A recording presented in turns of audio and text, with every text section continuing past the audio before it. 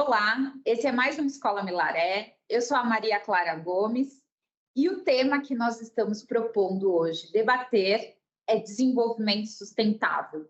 Um tema moderno, um tema necessário de ser discutido e extremamente desafiador para toda a humanidade. E para debater desenvolvimento sustentável, hoje nós contamos com a presença da professora Isabela Pierce, que é doutora na matéria em desenvolvimento sustentável, né, que escreveu a obra Teoria Geral do Desenvolvimento Sustentável, conciliando desenvolvimento, ambiente e justiça. A professora Isabela, ela é mestre e doutora pela Universidade de Coimbra, com ênfase nas matérias de direito ambiental e desenvolvimento sustentável. Ela é presidente da Comissão de Desenvolvimento Sustentável da OAB do Maranhão, ela é diretora de meio ambiente do Centro de Indústrias do Maranhão, conselheira da Federação de Indústrias do Maranhão e professora universitária. Isabela, muito obrigada por sua participação no Escola Milaré. Acho que é muito necessário discutir desenvolvimento sustentável, ainda mais da forma como você trouxe isso na sua obra. Nós estamos falando de um tema que não é exatamente novo, né? O conceito de desenvolvimento sustentável existe já há algumas décadas, mas ele continua sendo ainda um tema bastante desafiador, porque, afinal de contas, a humanidade está explorando os recursos naturais do planeta de forma bastante agressiva, né? O nosso planeta não tem condições de suportar, né, o uso dos recursos naturais da forma como vem sendo feita. Nós temos hoje um modelo econômico e de desenvolvimento que não se sustenta e, de fato, nós precisamos tirar a ideia de desenvolvimento sustentável do papel e torná-la uma realidade, né? E adotar medidas que façam disso realmente algo mais prático e da nossa vida, né? E da nossa sociedade. Então, Isabela, muito obrigada pela sua participação. Eu gostaria de pedir que você começasse aqui a nossa conversa dando um panorama aí geral sobre o histórico, né, da onde vem o conceito de desenvolvimento sustentável, como é que nós chegamos à conclusão de que o nosso desenvolvimento precisa mudar. Bom, muito obrigada, Clara, muito obrigada a todos vocês que nos assistem. Eu digo que falar de desenvolvimento sustentável não é apenas meu trabalho, é minha missão de vida. Né? Eu comecei a pensar nesse tema ainda na infância, quando eu vi cenas de muita desigualdade social e aquilo me marcou muito. Então, eu pensei em como promover desenvolvimento na região onde eu nasci no estado do Piauí. Apesar de eu vir de uma família economicamente saudável, eu vi cenas de desigualdade, de pobreza, e o ímpeto de desenvolver a região foi o que me levou, primeiramente, a pensar em desenvolvimento. Então, o primeiro ponto que eu trago falar de desenvolvimento sustentável é falar de desenvolvimento. Nós temos que desenvolver regiões que ainda hoje são muito pobres e temos que desenvolver com urgência, porque as pessoas têm necessidades básicas, as pessoas têm as necessidades de educação, de saúde, e isso só vai acontecer se essas regiões se desenvolverem economicamente de uma forma inclusiva. Mas aí, ao estudar como a gente poderia promover esse desenvolvimento, na adolescência eu cheguei no tema do desenvolvimento sustentável, porque não é possível a gente continuar a fazer esse desenvolvimento perdurar se não for em bases sustentáveis, se não for de uma forma que não exaura os recursos do planeta. Então, é por isso que vem o adjetivo sustentável, para mostrar que esse tipo de desenvolvimento tem que perdurar no tempo, tem que chegar até as futuras gerações. Porque se ele não chega até as futuras gerações, a gente não poderia nem chamar de um real desenvolvimento. Bom, e aí, essa ideia que me acompanha desde a minha infância e adolescência, esse percurso que eu própria segui dentro da minha mente, aconteceu também na esfera de discussões internacionais. Como foi que na esfera internacional surgiu a ideia do desenvolvimento sustentável? países que hoje a gente considera, né, países ricos, industrializados, primeiro como países da Europa, Estados Unidos, começaram a sentir muito forte os efeitos da poluição industrial ali por meados da década de 50 do século 20. E em razão disso, vários questionamentos acerca da poluição ambiental foram sendo levantados nas universidades, por pesquisadores, pela sociedade civil. A Suécia, em especial, pesquisadores da Suécia, lideranças políticas começaram a levantar questionamentos acerca da capacidade do planeta de suportar a demanda industrial, e isso levou as Nações Unidas a convocarem todos os países do mundo para a primeira conferência sobre meio ambiente, que se realizou na cidade de Estocolmo em 1972. Então, foi os problemas ambientais que estavam sendo inicialmente sentidos nos países ricos, que a gente poderia chamar de gênese, né, da teoria do desenvolvimento sustentável. Mas foi só o primeiro passo, porque na Conferência de Estocolmo, antes dela, na verdade, nas reuniões preparatórias para ela, os países em desenvolvimento, entre eles o Brasil, levantaram o tema da pobreza, da desigualdade social, do estado de miséria que muitas populações no sul, né, ainda viviam. E esses países, então, colocaram uma espécie de condicionante. Eles até aceitavam falar de soluções aos problemas ambientais, mas era necessário falar também de soluções aos problemas sociais, como reduzir a desigualdade social no mundo. A posição do Brasil foi até um pouco questionável. Em que sentido? Porque nessa ânsia de falar de desenvolvimento, que naquela época se falava a palavra crescimento econômico, não desenvolvimento, mas nessa ânsia, o Brasil até chegou a dizer frases, a levantar cartazes, como mandem as indústrias poluentes para cá, se a Europa não quer que mande as indústrias poluentes para o Brasil, ou frases que hoje a gente olha e nós achamos condenáveis. Mas a gente volta para o espírito daquela época. O espírito daquela época era o de crescimento econômico, porque esses países precisavam de uma rápida industrialização, de um rápido crescimento econômico para terem um mínimo de economia pujante. Bom, e foi dessa dicotomia, digamos assim, que surgiu no cenário internacional. De um lado, os países desenvolvidos pugnando, querendo preservação ambiental, porque estavam sentindo na pele esses problemas ambientais, e do outro lado, os países em desenvolvimento levantando a bandeira da necessidade de crescimento econômico. Então, foi diante dessa dicotomia que as Nações Unidas resolveram criar uma comissão de especialistas, foi a chamada Comissão Brundtland, porque era liderada pela primeira-ministra da Noruega, Gro Brundtland, e a Comissão Brundtland passou 4 anos estudando, debatendo, pesquisando, até que fez o seu relatório final, o famoso relatório das Nações Unidas, Nosso Futuro Comum, também chamado Relatório Brundtland.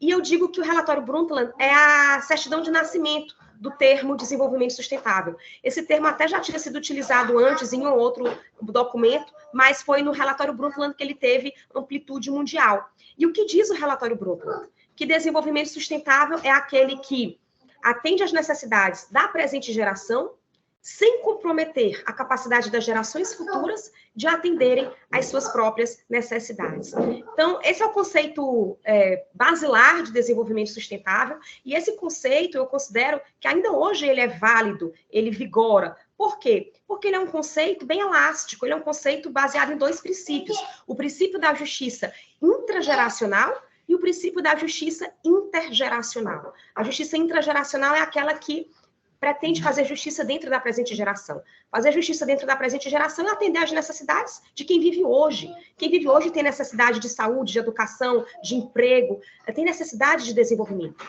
Mas a gente tem que fazer essa justiça hoje, pensando também no futuro. E fazer justiça com o futuro é garantir que esse desenvolvimento consiga chegar até o futuro. E para chegar até o futuro, tem que ser em bases sustentáveis. Não pode exaurir os recursos do planeta, não pode diminuir a capacidade do planeta de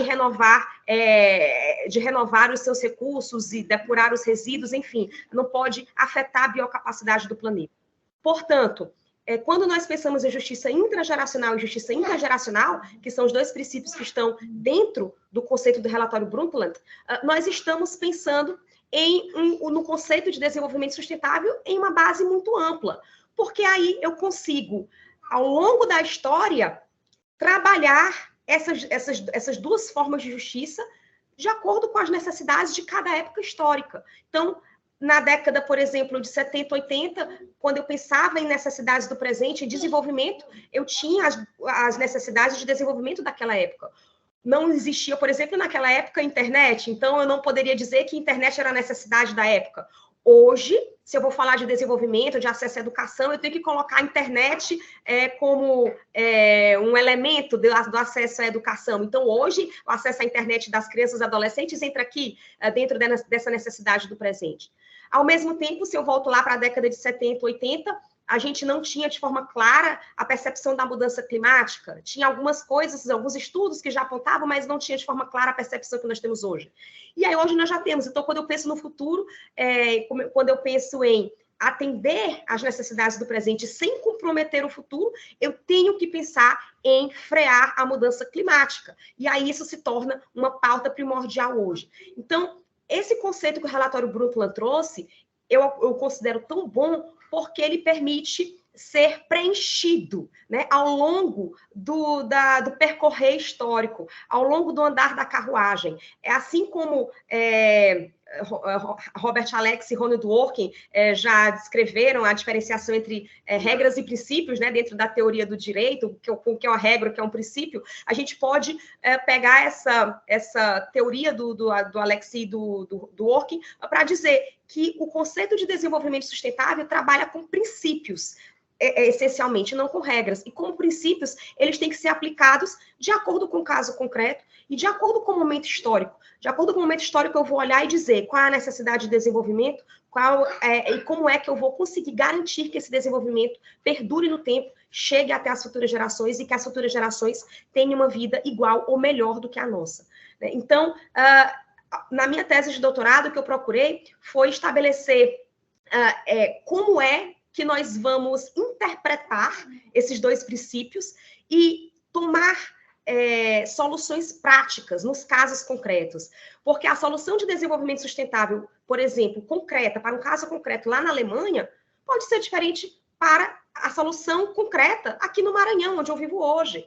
A Alemanha, por exemplo, tem um parque industrial já bem consolidado, diferente daqui do Maranhão. Aqui no Maranhão nós ainda temos muita disposição de terra, ainda temos problemas muito básicos para serem resolvidos, problemas sociais muito básicos, são problemas diferentes. Então, para cada caso concreto, eu vou ter que ponderar essas duas justiças, buscar as melhores soluções, mas sempre com vistas a promover a satisfação das necessidades do presente, sem comprometer as gerações futuras.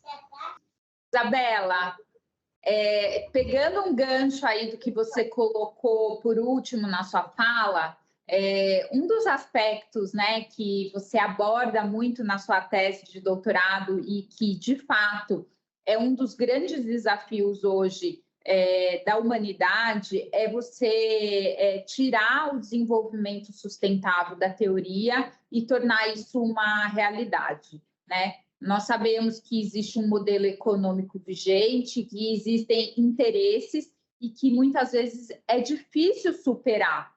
As empresas, as companhias, elas até buscam adotar um discurso mais alinhado com o meio ambiente, com as questões ambientais, com as questões sociais, mas muitas vezes é difícil quebrar alguns paradigmas da nossa sociedade, né, da nossa cultura. Então, eu te pergunto, né, a gente já conseguiu, em 2023, transcender a teoria e tornar o desenvolvimento sustentável uma realidade concreta?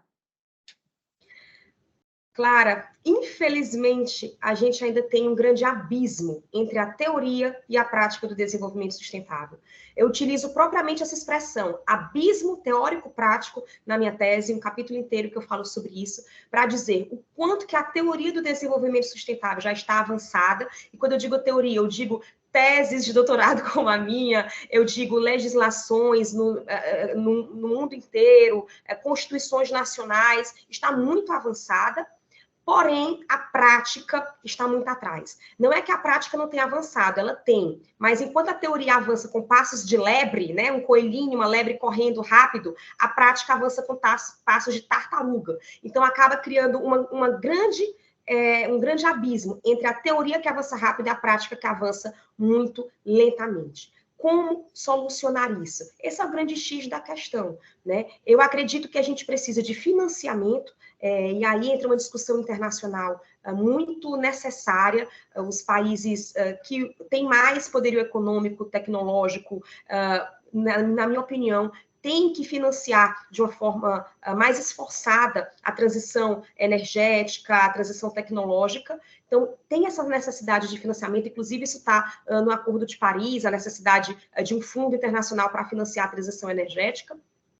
E, além do financiamento, a gente precisa de estruturas mais fluidas de governança. A gente precisa de parcerias público-privadas, a gente não pode achar que toda a solução está no Estado ou somente nas empresas, ou somente no setor privado. A gente precisa de todos os atores trabalhando na forma de parceria, de forma conjunta, sociedade civil, Estado, empresas, academia.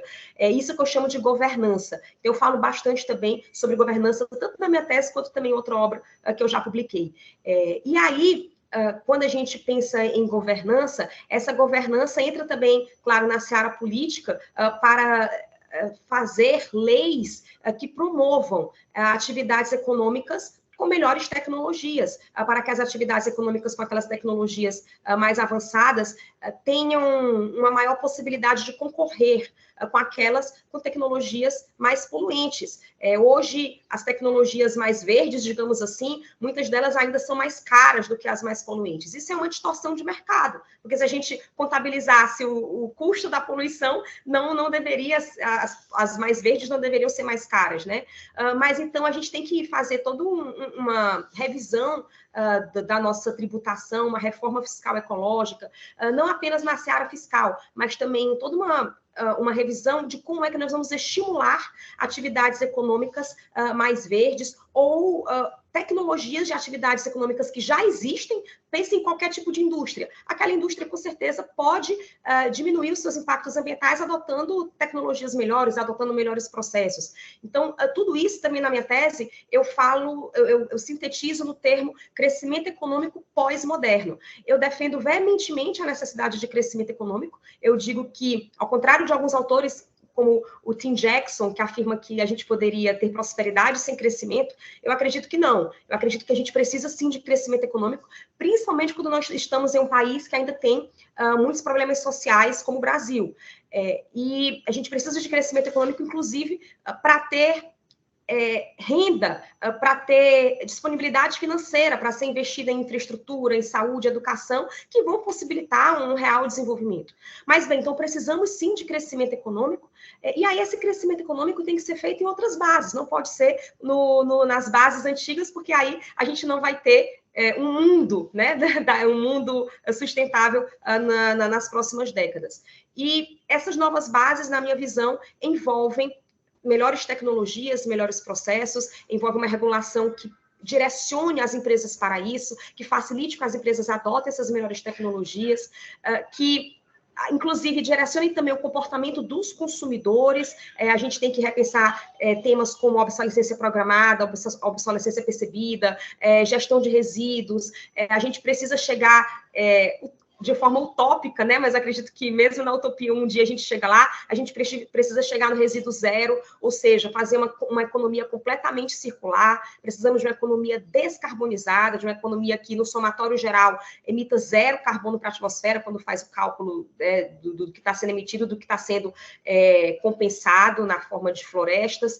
Então, é possível, sim. Eu acredito plenamente que, com a nossa inteligência, com a nossa capacidade de adaptação humana, nós temos condições de fazer um novo modelo econômico. Um novo modelo econômico que consiga fazer a economia crescer, e crescer de forma ilimitada, e eu digo isso, eu sei que já existiram muitos estudos, inclusive o relatório Limites do Crescimento, lá do ano de 61, dizendo que a gente não poderia crescer para sempre, que o crescimento econômico era limitado. Eu não acredito nisso. Eu até entendo o relatório Limites do Crescimento em 61 ter dito isso, porque em 61 a gente não tinha tecnologias que a gente tem hoje, a gente não tinha discussões já avançadas que a gente tem hoje. Mas com tecnologias que nós já temos hoje, com uma economia muito mais baseada em serviços, como nós temos hoje, com uma economia desmaterializada, muito mais voltada para a internet e outros tipos de bens desmaterializados, como nós temos hoje, eu acredito que é perfeitamente possível a nossa economia continuar crescendo, sem precisar de mais recursos naturais ou utilizando o mínimo de recursos e dentro de um modelo de economia circular e descarbonizada. Então, eu acredito que sim, é possível, a gente precisa ter um sistema de governança e incentivos financeiros para alcançar isso e fechar, finalmente, esse abismo entre a teoria e a prática. Uau, né? Que desafio para a humanidade, né, Isabela? É realmente romper com muitos paradigmas, e é por isso que tanto se debate na atualidade desenvolvimento sustentável e romper realmente com os nossos atuais paradigmas de consumo. Bom, dentro também disso que a gente está falando agora, né? Considerando até a sua atuação profissional junto ao setor da indústria, do comércio, eu queria que você falasse um pouco para nós, no panorama nacional, né, como que você tem visto esse tema do desenvolvimento sustentável ser abordado, ser tratado, né, dentro do setor público e privado brasileiro. Bom, eu acredito que no Brasil esse tema ele já está sendo bem abordado pela indústria, pelas empresas. Como você bem mencionou, muitas empresas têm feito um esforço mesmo genuíno de melhorarem suas tecnologias, de fazerem políticas de responsabilidade socioambiental, mas, como eu falei anteriormente, ainda existe um abismo muito grande entre a teoria e a prática, entre aquilo que a gente já sabe que é possível fazer e aquilo que efetivamente está sendo feito. Mas eu acredito, Clara, que o que está faltando mesmo no Brasil seria uma melhor governança, seria o setor público, por exemplo, dialogar melhor com o setor privado. Vamos pegar como exemplo toda a seara do licenciamento ambiental. Eu trabalho com isso, licenciamento ambiental. Presto consultoria para empresas que pretendem se instalar e operar regularmente. Eu acredito, Clara, aqui no Maranhão, existem muitos grupos que, quando uma indústria, um empreendimento grande vai se instalar, se colocam contrários à instalação desse empreendimento. Eu até entendo o posicionamento desses grupos. É a ideia de que a indústria vai se instalar, mas a população local não vai ser beneficiada. Então, acredito que a gente tem sim que repensar esse modelo de industrialização, porque ele precisa beneficiar a população local precisa estar incluída. Ao mesmo tempo, se colocar simplesmente contra o empreendimento não soluciona nada, porque se os empreendimentos legalizados não são instalados aqui, sobra o quê? Sobra pobreza. Sobra ausência de atividade econômica legalizada. E onde existe, na verdade, onde não existe atividade econômica legalizada, pode ter certeza que vai ter atividade ilegal. Onde não existe atividade legalizada, eu repito, vai ficar um vácuo, e esse vácuo vai ser preenchido por atividades ilegais. Então, aqui no Maranhão, em outros estados que eu convivo, que eu trabalho, que eu atuo, eu vejo muito situações em que atividades legalizadas sofrem uma dificuldade muito grande para se instalar, acabam, às vezes, desistindo de se instalar por conta das dificuldades burocráticas, e aí o que sobra são atividades ilegais naquela área que são extremamente danosas, tanto para o ambiente quanto para as pessoas. Portanto, quando o setor público, na minha opinião, vai legislar leis de proteção ambiental, leis para tornar o licenciamento ambiental mais protetivo, tem que ter isso em mente. O licenciamento ambiental tem que ser otimizado para que, sim, as empresas, as indústrias, as atividades que passam pelo licenciamento ambiental cumpram com a finalidade do licenciamento, mitiguem seus impactos, diminuam seus impactos, mas essas atividades não podem ter no licenciamento ambiental uma barreira para elas se instalarem. Porque se virar uma barreira, elas vão desistir de se instalar e o que vai sobrar são atividades ilegais naquela região. Então, a gente precisa ter uma mente mais pragmática, na minha opinião, a respeito disso, e o setor público precisa dialogar mais com o setor privado. Eu tenho visto muitas leis ambientais que, a pretexto de proteger o ambiente aqui na nossa região, tenha dificultado investimentos legalizados, e isso tem tornado a região mais pobre, tem dificultado o desenvolvimento da região. E, portanto, isso não protege o ambiente. Região pobre não tem dinheiro sequer para proteger o ambiente, para fazer uma fiscalização ambiental adequada.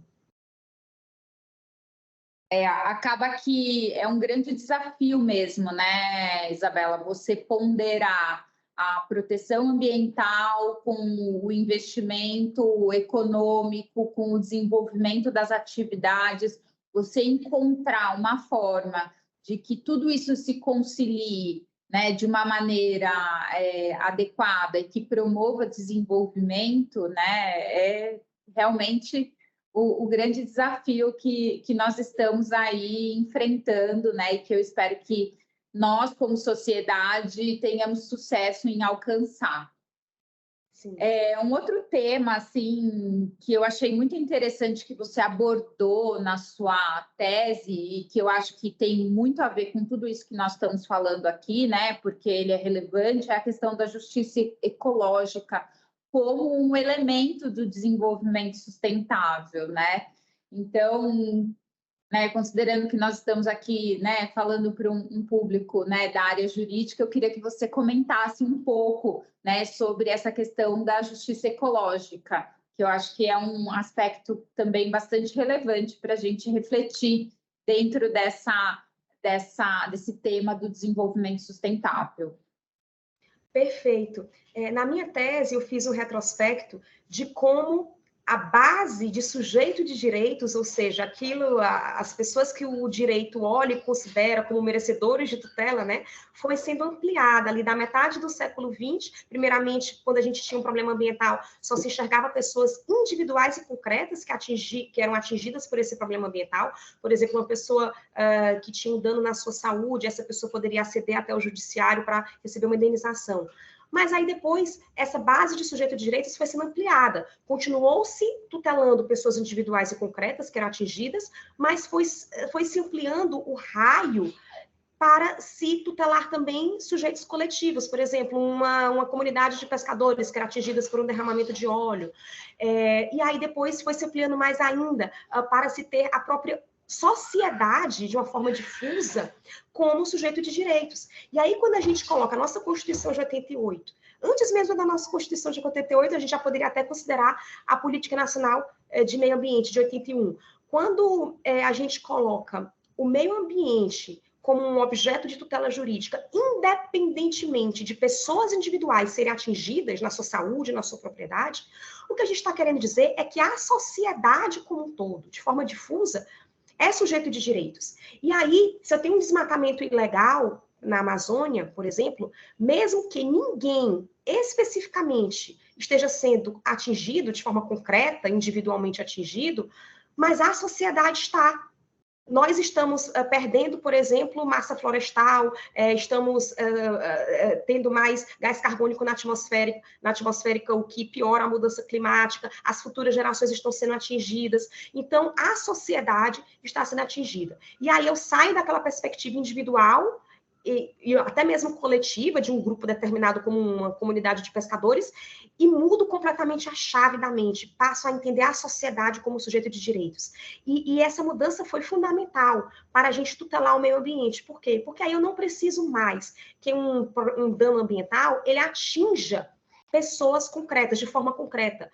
Pode não ter ninguém concretamente atingido, mas a sociedade como um todo as futuras gerações são.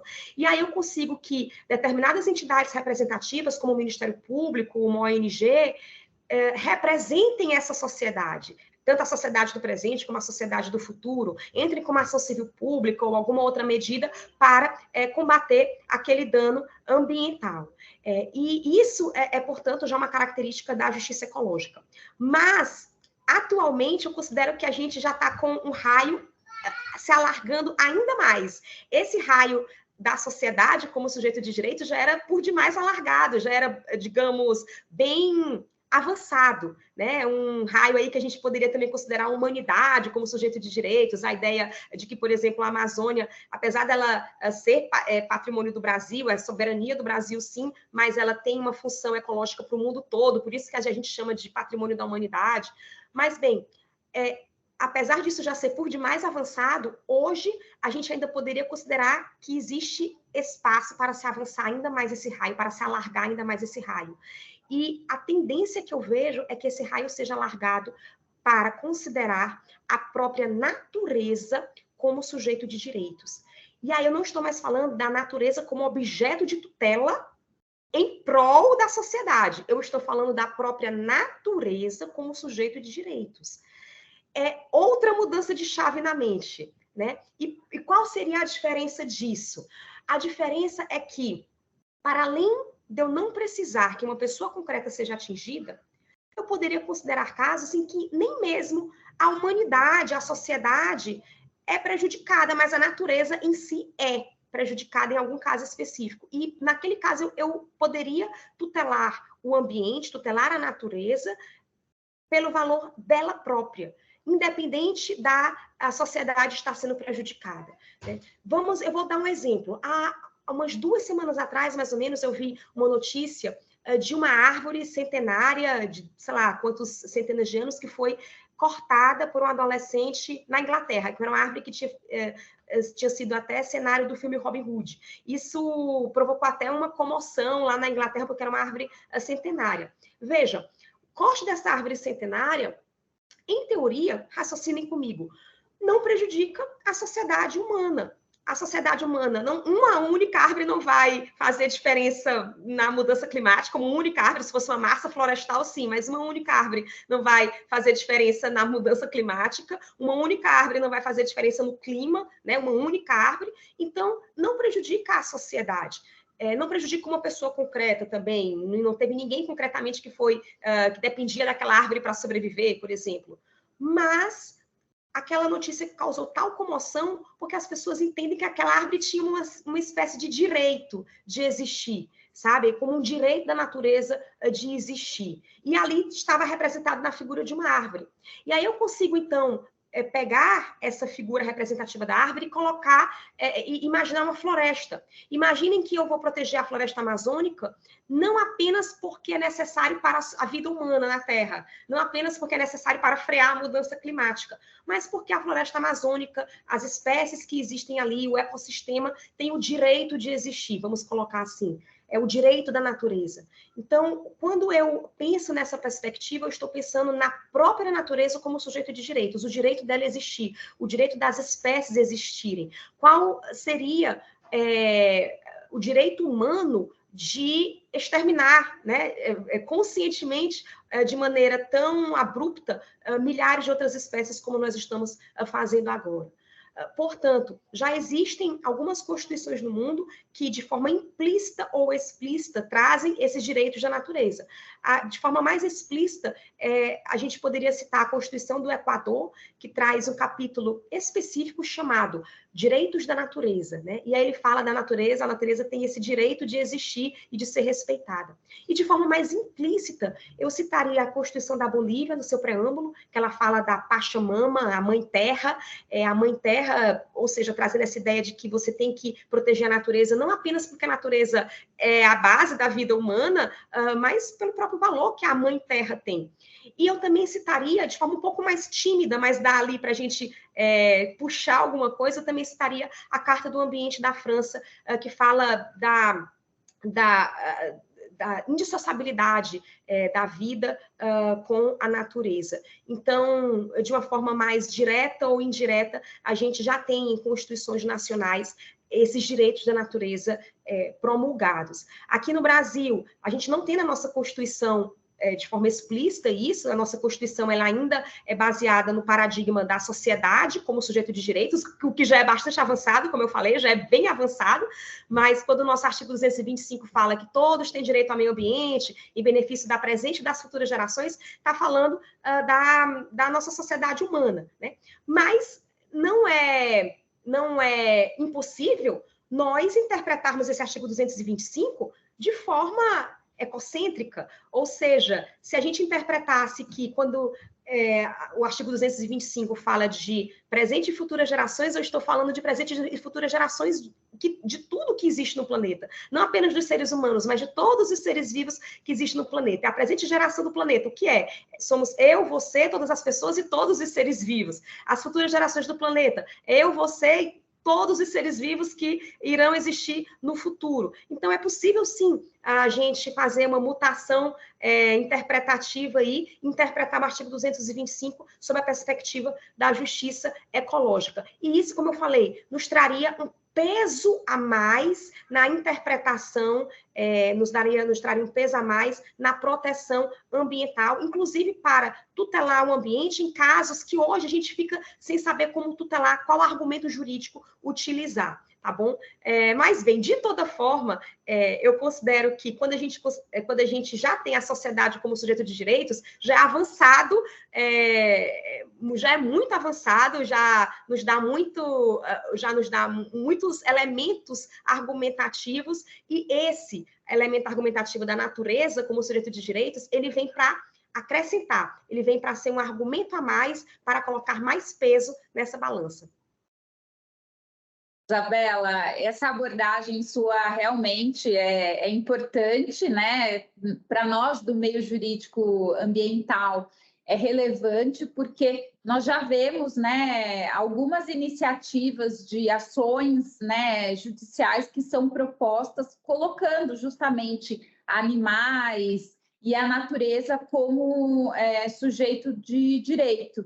Então, realmente, acho que é para onde nós estamos caminhando, é para onde nós vamos evoluir quando se trata de debate de justiça ecológica, né, como você coloca, e acho que é um debate jurídico que é inescapável, né? Ele vai acontecer e nós vamos começar a discutir muito natureza e animais como sujeitos de direito, porque isso entra dentro, né, como nós estamos discutindo aqui hoje, também entra como um elemento aí do desenvolvimento sustentável, né, e entra dentro desse debate que você colocou, da importância de mudar muitas vezes a nossa visão antropocêntrica para uma visão mais ecocêntrica, né, ou seja, a natureza não só como um bem, né, necessário para nós, para a nossa vida, para a nossa sobrevivência,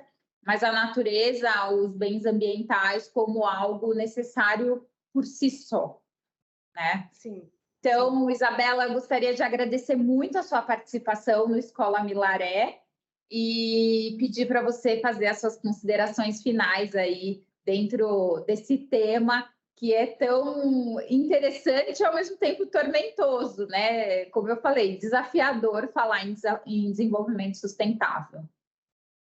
Bom, claro, eu gostaria de agradecer a você, ao Dr. Edson Milaré, a toda a equipe do escritório da Escola Edson Milaré, a todos vocês que estão nos assistindo. Eu gostaria de agradecer a todos que pensam sobre isso, que dialogam, que trabalham nessa esfera, nessa seara, porque podem ter certeza, nós estamos trabalhando pela nossa própria sobrevivência, nossa sobrevivência enquanto humanidade, nós estamos trabalhando pela nossa sobrevivência, e não apenas de qualquer forma, mas uma sobrevivência digna, né? Uma sobrevivência que vai nos levar a um futuro próspero, justo, a um futuro sem data para acabar. Algumas semanas atrás, eu reassisti um documentário do qual eu participei, do qual eu fui entrevistada, em que o documentarista me perguntou qual era o meu grande sonho. E eu queria só repetir as palavras que eu falei naquele documentário. O meu grande sonho é que a humanidade continue a existir, que a gente não acabe, né? Que a gente não tenha data para acabar, que a gente possa sempre estar se desenvolvendo, evoluindo enquanto humanidade, enquanto pessoas individuais, enquanto esse corpo, esse organismo coletivo que nós somos. E para isso acontecer, a gente tem que pensar e tem que executar desenvolvimento sustentável. Por isso, o desenvolvimento sustentável é mais do que uma seara do direito, é mais do que um ramo do direito, ou uma área do conhecimento. Eu considero que é um paradigma civilizacional, é para onde a nossa civilização tem que apontar. E é por isso que eu dedico a minha vida, não apenas a minha vida profissional, mas todas as minhas ações em prol desse tema. Então, muito obrigada. Obrigada, Isabela.